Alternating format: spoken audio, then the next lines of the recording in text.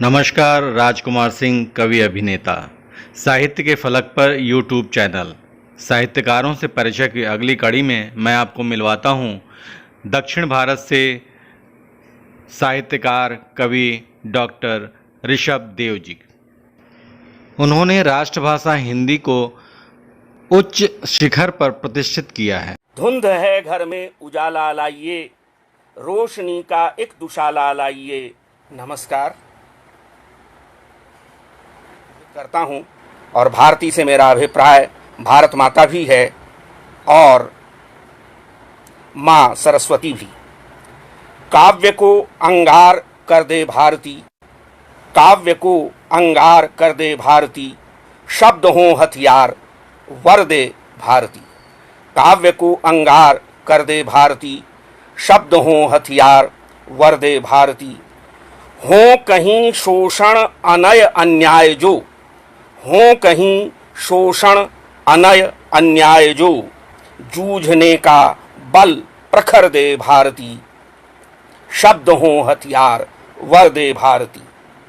कि सत्य देखें सच कहें सच ही लिखें, सत्य देखें सच कहें सच ही लिखें, सत्य केवल सत्य स्वर दे भारती। शब्द हों हथियार वर दे भारती। सब जगें जग कर मिलें मिलकर चलें, सब जगें जग कर मिलें मिलकर चलें, लेखनी में शक्ति भर दे भारती। शब्द हों हथियार वर दे भारती। कि हो धनुष जैसी तनी हर तेवरी, हो धनुष जैसी तनी, धनुष जैसी तनी हर तेवरी, तेवरों के तीक्ष्ण शर दे भारती। काव्य को अंगार कर दे भारती। शब्द हों हर्ष की अनुभूति हो रही है। मैं ऋषभ देव शर्मा हैदराबाद से लगभग 40 साल पहले तेवरी काव्यांदोलन जब आरंभ किया गया उस समय दिए जा चुके थे, लेकिन बार बार ये प्रश्न पूछे जाते हैं और इनके पूछे जाने का अर्थ यह है कि तेवरी आज भी प्रासंगिक है, तेवरी पर चर्चा आज भी प्रासंगिक है। जो सन 75 से लेकर 80 तक के बीच का समय था वह कैसा था और उस समय की युवा पीढ़ी कैसी रही होगी। उस समय की युवा पीढ़ी ने यानी हमारी पीढ़ी ने और साहित्य में उस समय तो वह जो समय था हिंदी कविता के क्षेत्र में उतरने वाले नए युवकों को, किशोरों को विशेष रूप से नागार्जुन आकर्षित कर रहे थे, एक तरफ दुष्यंत कुमार आकर्षित कर रहे थे और तीसरी तरफ हमें उस समय धूमिल आकर्षित कर रहे थे और दूसरी तरफ वह सारा का सारा स्तुति गायन था। तो उस तमाम चीजों के बीच में एक ऐसा घटाटोप अनुभव कर रहा था उस समय का किशोर जो लिखने वाला था कि भाई एक तो जो कविता की मुद्रा है उसे राजनीति पर प्रहार करने की एक तरह से निष्ठा के साथ पूरी सामने आना चाहिए, चूंकि समस्त तरह की राजनीतिक आर्थिक कविता की संप्रेषणीयता की भी रक्षा हो और यह जो प्रहार केंद्रित मुद्रा है यह मुख्य बन करके आए। इसी को लक्ष्य करके 11 जनवरी 1981 को मेरठ में पुरुषोत्तम दास टंडन हिंदी भवन में मैं बता रहा था कि 1981 जनवरी 11 जनवरी को मेरठ में एक प्रेस कॉन्फ्रेंस की गई और आपके इस नाचीज दोस्त ने उसमें एक छोटा सा पर्चा पढ़ा जिसका शीर्षक था नए कलम युद्ध का उद्घोष तेवरी। और वहां से एक तरह से तेवरी काव्यांदोलन आरंभ हुआ। हालांकि इस प्रकार की रचनाएं पहले से लिखी जा रही थीं। तो इसमें दो बातें महत्वपूर्ण थी।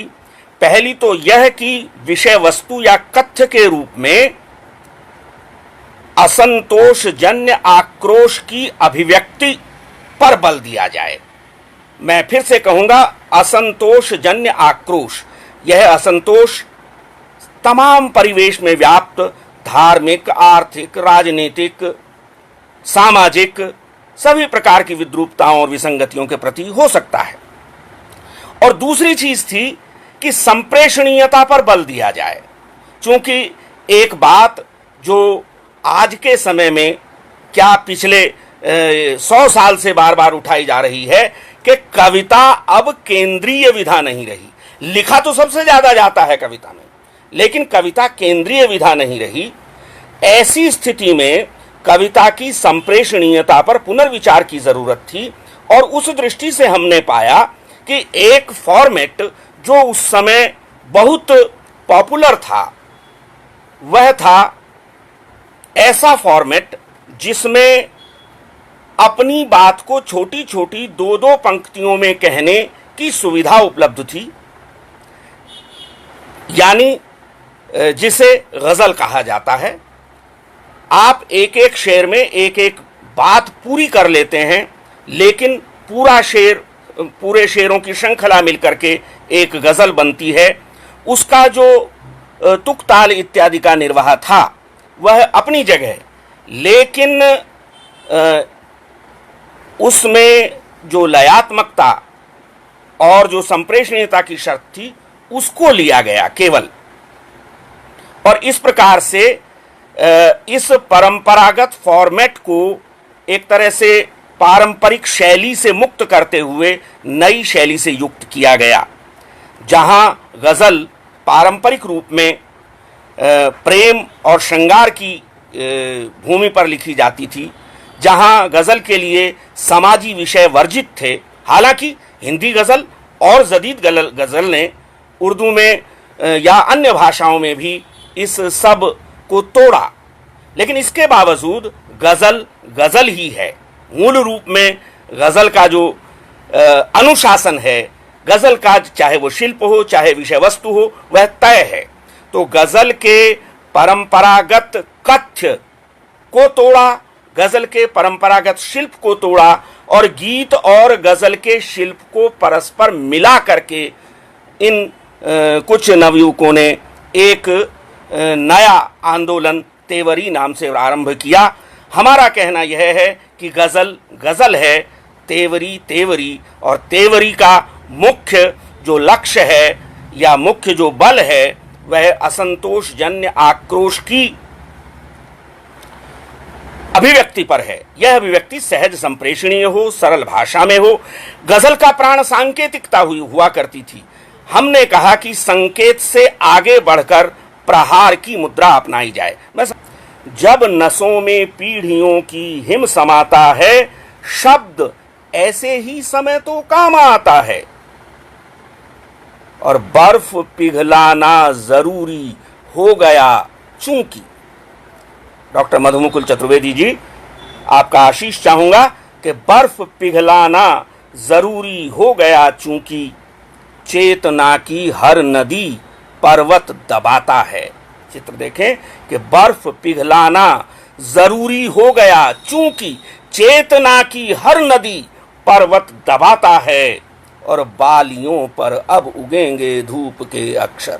बालियों पर अब उगेंगे धूप के अक्षर, सूर्य का अंकुर, सूर्य का अंकुर धरा में कुल बुलाता है।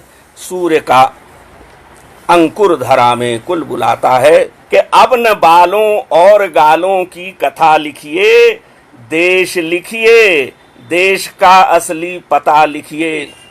और बिंब देखें कि एक जंगल भय अनेकों, बघ नखे खंजर।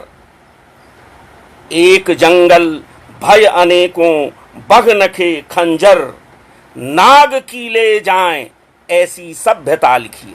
नाग की ले जाएं ऐसी सभ्यता लिखिए कि शोरगुल में धर्म के भगवान के यारो, आदमी होता कहाँ कब लापता लिखिए। और ध्यान दें कि बालकों के दूध में किसने मिलाया विष।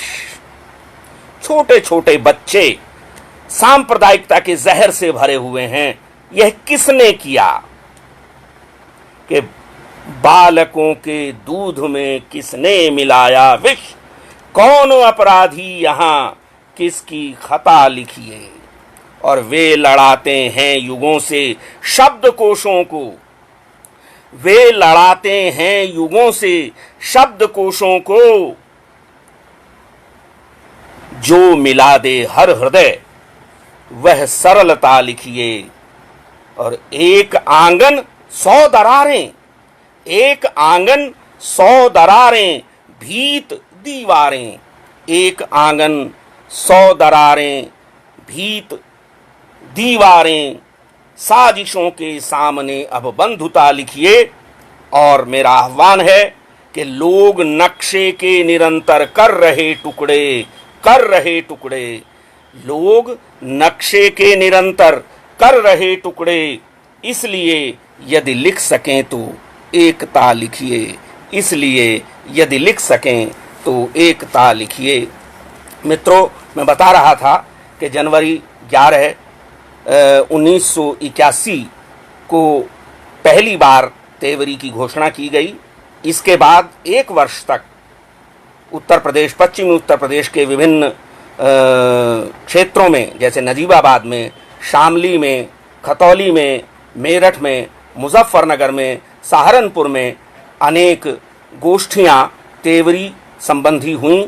और विचार मंथन के बाद ठीक एक वर्ष बाद 11 जनवरी 1982 को इसका घोषणा पत्र विधिवत जारी किया गया, तेवरी काव्य आंदोलन का घोषणा पत्र, जिसे प्रोफेसर देवराज ने लिखा, जो उस समय खतौली कुंद कुंद जैन डिग्री कॉलेज में प्रोफेसर हुआ करते थे। बाद में वे मणिपुर विश्वविद्यालय में और उसके बाद महात्मा गांधी अंतर्राष्ट्रीय हिंदी विश्वविद्यालय वर्धा में चले गए। उन्होंने इस काव्यांदोलन का विधिवत एक घोषणा पत्र लिखा, जिस पर लगभग 50 मित्रों ने हस्ताक्षर किए। और 1982 में ही फिर एक अखिल भारतीय अधिवेशन खतौली में संपन्न हुआ, जिसमें विशेष रूप से जो नए मित्र हमारे साथ शामिल हुए, उनमें अलीगढ़ से ज्ञानेंद्र साज और रमेश राज का नाम बड़ा उल्लेखनीय है। रमेश राज ने इस आंदोलन को जीवित रखने में, निरंतर बढ़ाते चलने में बहुत बहुत बहुत अविस्मरणीय योगदान किया है। उन्होंने तेवरी पक्ष पत्रिका और अनेक संग्रहों के माध्यम से इसे आगे बढ़ाया। श्री दर्शन बेजार हमारे साथ में जुड़े और उसी क्रम में आज हमारे साथ पिछले कुछ वर्षों से आए हैं आदरणीय ब्रह्मदेव शर्मा जी। मित्रों, एक रचना देखें इसी क्रम में कि धुंध है घर में उजाला लाइए। स्पष्ट होता जाएगा कि हम तेवरी के माध्यम से क्या कहना चाहते हैं और यह किसी भी दूसरी अन्य विधा से किस प्रकार भिन्न है। व्याख्याओं की आवश्यकता नहीं कि धुंध है घर में उजाला लाइए। आदरणीय विनोद भृंग जी याद करें वह जमाना जब आप और हम मंचों पर एक साथ कविताएं पढ़ते थे, तेवरियां कहते सुनते थे, गीत सुनते थे आपके। धुंध है घर में उजाला लाइए, रोशनी का एक दुशाला लाइए, और केंचुओं की भीड़ आंगन में लगी। सुनील जी, केंचुओं की भीड़ आंगन में बढ़ी, आदमी एक रीढ़ वाला लाइए, आदमी एक रीढ़ वाला लाइए। और जम गया है मोम सारी देह में, सारी देह में, गर्म फौलादी निवाला लाइए। श्रद्धेय नीरव जी, आपको समर्पित करता हूं ये पंक्तियां कि जम गया है मोम सारी देह में, गर्म फौलादी निवाला लाइए। जूझने का जुल्म से संकल्प दे, एक ऐसी पाठशाला लाइए। धुंध है घर में उजाला लाइए, रोशनी का एक दुशाला लाइए। प्रवीण प्रणव जी माइक्रोसॉफ्ट हैदराबाद से हमारे साथ जुड़े हैं। मैं नमन करता हूं बंधु आपको। और आपकी नज़र करता हूँ अपनी यह तेवरी। आज के पूरे वातावरण की अगुवाई करता हुआ कि एक तरफ तमाम तरह की वे ताकतें हैं जो जनता को और मनुष्य को तोड़ना चाहती हैं, और दूसरी तरफ जनता और मनुष्य के पक्ष में खड़ा हुआ एक अदना सा रचनाकार है, वो चाहे मैं हूँ या आप हों। जैसा कि दुष्यंत ने कहा कि हो कहीं भी आग लेकिन आग जलनी चाहिए। तो मंच पर केवल छुरे हैं या मुखौटे हैं,